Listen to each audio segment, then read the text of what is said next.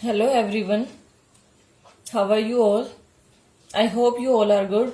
Today we will discuss introduction of data handling. What is data? Data means collection of information. आप लोग इसको data बोलते हो, ये डाटा नहीं होता, this is data. Data means collection of information, कि कोई भी इंफॉर्मेशन है आप उसको कलेक्ट करते हो. फॉर एग्जाम्पल, इफ आई से you find the height of 10 students of your class, then you will write height of 10 students. First you will write name, then height. So you are collecting information, that is data. Now we will say what are the ways of collection of data. जो data आप collect करोगे उसको collect करने के लिए आपके पास कौन कौन से वेज है.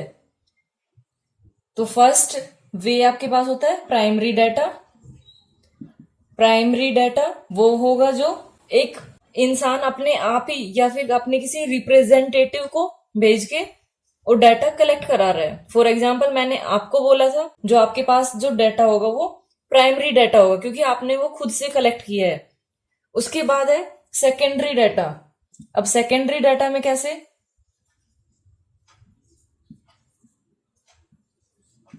आप लोगों को बोला गया कि हाइट कितनी है 10 स्टूडेंट्स की.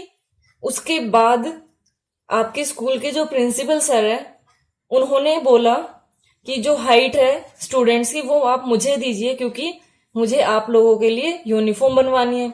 तो उसके लिए हाइट जरूरी है कि किस बच्चे की कितनी हाइट है. वो जो डाटा यूज करेंगे प्रिंसिपल सर वो सेकेंडरी डाटा है क्योंकि उन्होंने खुद वो अपने आप से नहीं फाइंड आउट किया है, अपने आप से नहीं कलेक्ट किया है, किसी दूसरे से उन्होंने अरेंज किया है वो. तो वो होता है secondary data.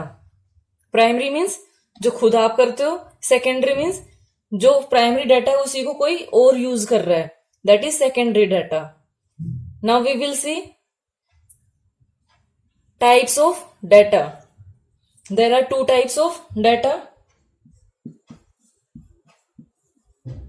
Types, there are two types of data. First one is organized data and unorganized data.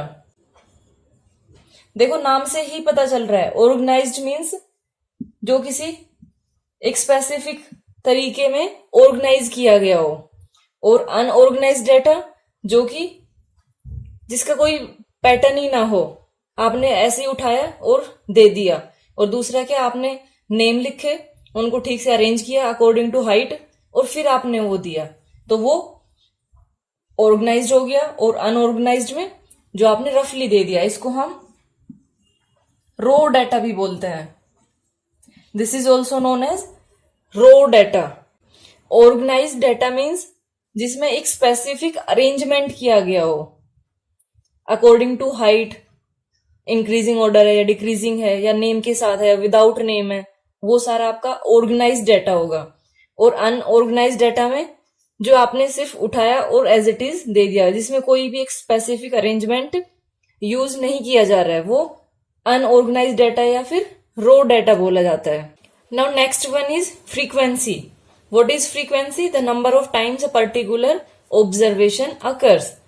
कि कोई भी ऑब्जर्वेशन है, कोई भी एक पर्टिकुलर ऑब्जर्वेशन है, वो कितने टाइम्स रिपीट कर रही है अपने आप को. उसके बाद है फ्रीक्वेंसी डिस्ट्रीब्यूशन टेबल. अगर फ्रीक्वेंसी को आप एक टेबल की फॉर्म में नोट करते हो तो वो फ्रीक्वेंसी डिस्ट्रीब्यूशन टेबल होती है. जो सबसे पहले आपने स्टार्ट किया था वो था टैली मार्क्स. टैली मार्क्स आप करते हो 5th क्लास से शायद आप लोगों ने स्टार्ट किया होगा. टैली मार्क्स वाली आप टेबल बनाते हो जिसमें ये करते हो 1 2 3 4 5, ये टैली मार्क्स वाली टेबल. देन उसके बाद आपने क्या किया, उसके बाद आपने पिक्टोग्राफ बनाया. पिक्टोग्राफ, पिक्टोग्राफ में आप क्या करते हैं, पिक्चर्स यूज करते हैं. For example, you are using smiley और सैड फेस और bulb, whatever you want to draw, so that is pictograph. Then you used bar graph. Pictograph and bar graph you used in your previous class. Bar graph में ये आप ऐसे rectangular form में ये ऐसे बार form करते हो, बार बनाते हो आप इसके अंदर। बार ग्राफ में क्या जरूरी होता है कि जो ये विड्थ होती है ये इक्वल होनी चाहिए और ये स्पेस भी इक्वल होना चाहिए।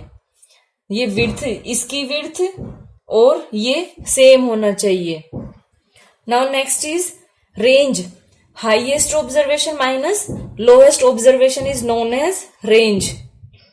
फॉर एग्जाम्पल, अगर आपको क्लास में मैक्सिमम हाइट कितनी है वो पता हो और मिनिमम हाइट पता हो, तो आप अगर दोनों को माइनस कर दे तो आपके पास रेंज आ जाएगी।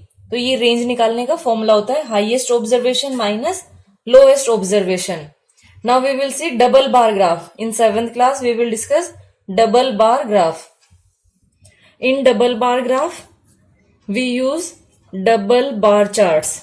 इसको हम डबल बार चार्ट भी बोलते हैं, जो कि हमारी हेल्प करता है कंपेयर करने में।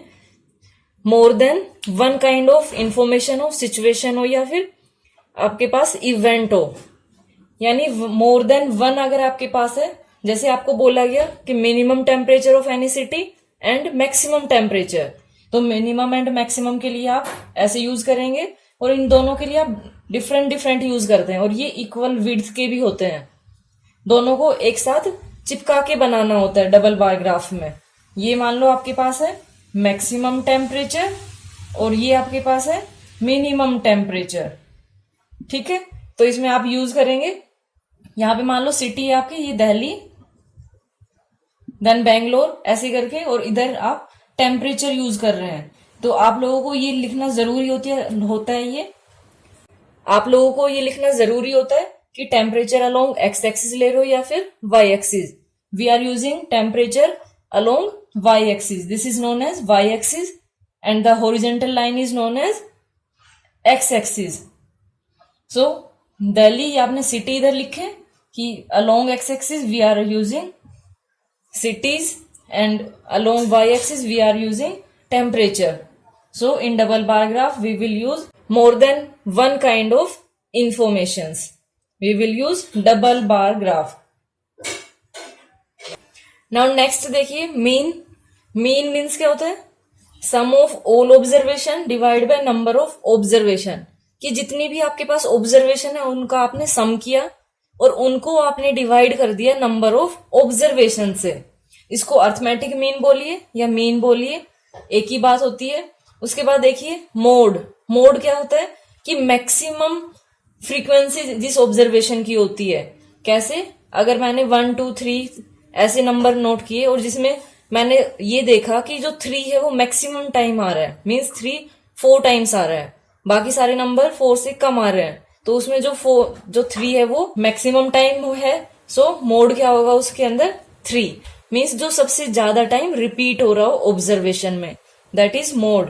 देन मीडियन देखिए, median central value of data. अब सेंट्रल वैल्यू कैसे?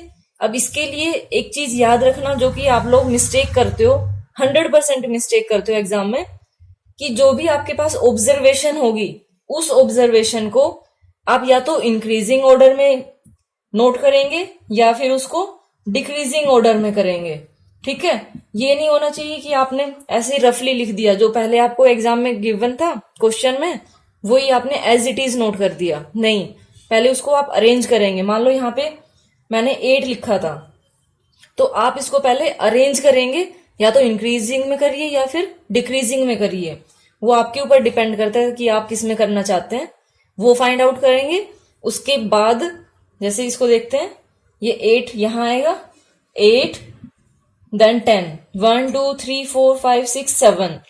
अब देखिए यहां पे क्या है कि अगर नंबर ऑफ आपके पास ऑब्जर्वेशन अगर ओड हो तो आप कैसे करेंगे? इन दोनों के बीच वाला नोट कर दीजिए। 1 2 3 4 5 6 7 है, तो इसका हाफ क्या होगा? 7 का हाफ देखेंगे तो ये इसको, या फिर फॉर्मूला अगर देखना चाहते हैं तो वो होता है n+1/2, मीन्स ये n क्या है? 7 है, 7 + 1/2 that is equal to 8/2, 8/2 equal to fourth observation, ये फोर्थ, ये एन है तो ऑब्जर्वेशन होती है ये। अब इसमें देखिए फोर्थ कौन सी होगी, फोर्थ इसमें होगी 1 2 3 4, ये फोर्थ ऑब्जर्वेशन है, ये सेंट्रल वैल्यू आ गई। ये किसके लिए है, ओड के लिए है। अगर ये इवन होता, मान लो यहाँ पे 1 और होता इधर, तो आप इंक्रीजिंग डिक्रीजिंग में तो एज इट इज करेंगे। आफ्टर दैट जो इसमें 1 2 3 1 2 3 ये 2 नंबर्स आए आपके पास, इन दोनों को ऐड करिए, 3 + 4 डिवाइड बाय 2 कर दीजिए, 7/2 दैट इज इक्वल टू 3.5। अब देखिए अगर आपको नहीं ध्यान रहता है तो ओड हो, ये फॉर्मूला नहीं याद है, तो अगर ओड हो तो ऐसे करिए, एक नंबर आपने इधर से छोड़ा, एक इधर से, एक इधर से छोड़ा, एक इधर से छोड़ा। अगर ओड हो तब होता है ये, एक इधर से छोड़ा, एक इधर से, लास्ट में जो बच गया वो आपके पास मीडियन आ गया।